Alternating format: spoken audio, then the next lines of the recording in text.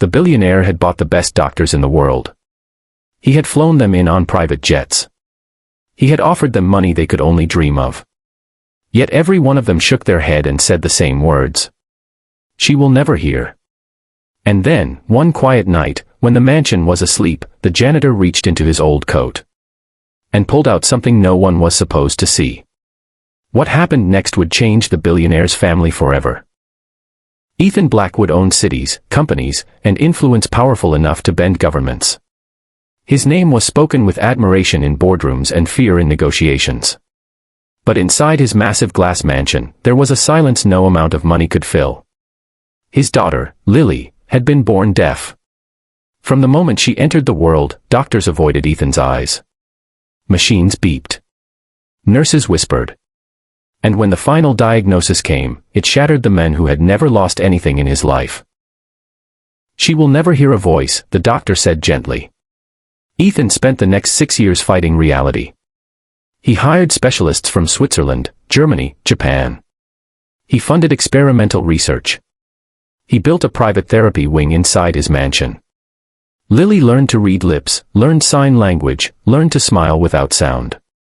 But every night, when Ethan tucked her into bed, he whispered stories she could never hear. He smiled for her. Then cried alone. Lily liked him. One night, Ethan noticed something strange on the security cameras.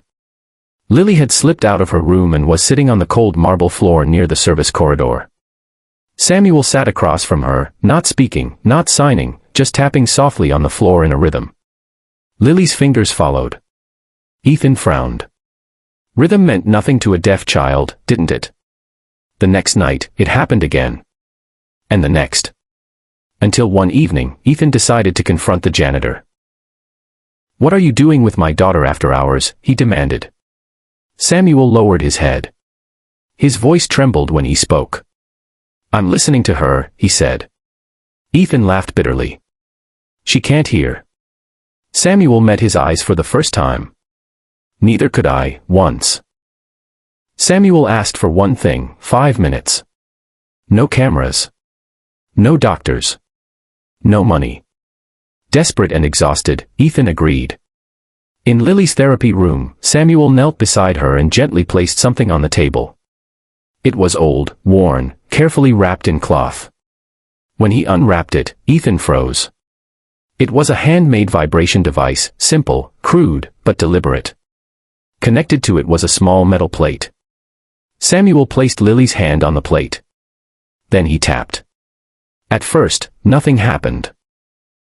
Then Lily's eyes widened. She felt it. Not sound, but vibration. Pattern. Meaning. Samuel tapped again, slower this time, guiding her fingers. Lily laughed silently, her whole body reacting as if something deep inside her had awakened. Samuel turned to Ethan, tears streaming down his face.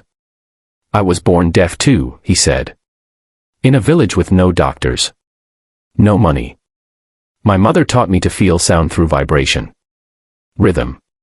Touch. The body hears more than ears." Ethan fell to his knees. Over the next weeks, Samuel worked with Lily daily. Doctors returned, not to dismiss, but to observe. Lily began recognizing patterns. Emotional responses. Eventually, assisted hearing. The first sound Lily ever truly recognized wasn't a word. It was her father's heartbeat. When she finally spoke, halting, imperfect, miraculous, Ethan broke completely. "Daddy." Samuel didn't stay long after that. Ethan offered him money, houses, anything. Samuel refused. "I already gave her what mattered," he said softly. Years later, Lily would stand on a stage, addressing thousands, speaking clearly, confidently. And when asked who saved her life, she didn't point to doctors or technology. She told the world about a janitor who listened. When everyone else heard nothing.